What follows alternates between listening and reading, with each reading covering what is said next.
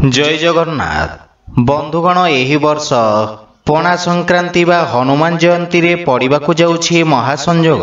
एही दिन भगवान हनुमानंक पूजार्चना करिबा द्वारा विशेष शुभ फल प्राप्ति होइथाय। बंधुगण एही पणा संक्रांति दिन ठारू पांचटी राशिर व्यक्ति अत्यंत भाग्यशाली रहिबे। तो आसंतु जानिबा सेही भाग्यशाली राशि मानंक विषय रे। सेति पई वीडियो को शेष पर्यंत देखंतो ओ जेउ माने आम चैनल को नुआ करी आछंती तले थिबा लाल रंगर सब्सक्राइब बटन को दबे आम चैनल को सब्सक्राइब करंतो ओ पाखरे थिबा घंटी बटन को दबे ऑल रे सिलेक्ट करंतो काहेकि ना आमे अपलोड करितबा प्रत्येक वीडियो रो नोटिफिकेशन आपण सर्वप्रथमे पाई परिबे। बंधुगण प्रथम राशि होची वृष राशि।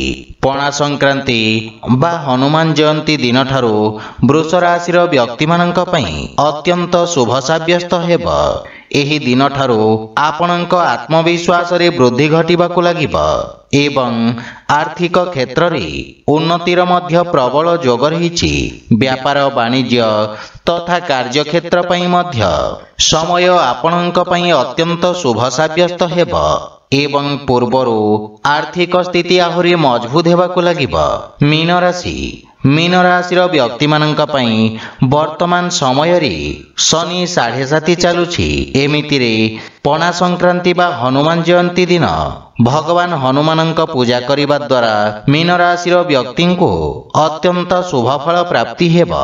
शास्त्र मानकरे कुहा जाइछि कि भगवान हनुमानंक पूजार्चना करिबा द्वारा शनि ग्रहंक दुष्प्रभाव कम होइथाय तथा मीन राशि व्यक्ति को कार्य क्षेत्र रे उन्नति हेबा सहित आर्थिक स्थिति क्षेत्र रे मध्य सुधार आसीबो एवं नुआ नुआ आयर मार्ग प्रशस्त हेबो। वाणिज्य व्यवसाय रे आपण विशेष लाभ प्राप्त करिवे। कर्कट राशि। हनुमान जयंती ठारू कर्कट राशि व्यक्ति माननक पई अत्यंत शुभ साब्यस्त हेबो। एही दिन ठारू आपणक आयर नुआ स्रोत खोलिबाकु जाउछि तथा आपणक संचित धन रे मध्य वृद्धि घटिबो। एहा सहित कार्य क्षेत्र रे कोनोसी प्रकार नुआ एवं महत्वपूर्ण दायित्व मध्य मिलिबार संभावना रहिछि। परिवार सदस्यंक पक्षरु पूर्ण सहयोग प्राप्ति हेबो एवं व्यवसाय विस्तार करिबारे आपण सक्षम हेबे तथा व्यवसाय रे द्विगुणित फल प्राप्ति हेबो। कुंभ राशि। कुंभ राशि व्यक्ति माननक पई हनुमान जयंतीर पर्व भाग्योदय नेकी आसीबो। पदोन्नतिर नुआ नुआ अवसर प्राप्ति हेबो एवं विभिन्न क्षेत्र रे सफलता मिलिबार प्रबल संभावना रहिछि। चाकरी वर्गुआ व्यक्ति को निज परिश्रम अनुଯାयी उत्तम परिणाम प्राप्ति हेबो। यह सहित पदोन्नति और वेतन वृद्धिर मध्य संभावना रहिछि। विद्यार्थी छात्र छात्री माने शिक्षा क्षेत्र रे उत्तीर्ण हेबे।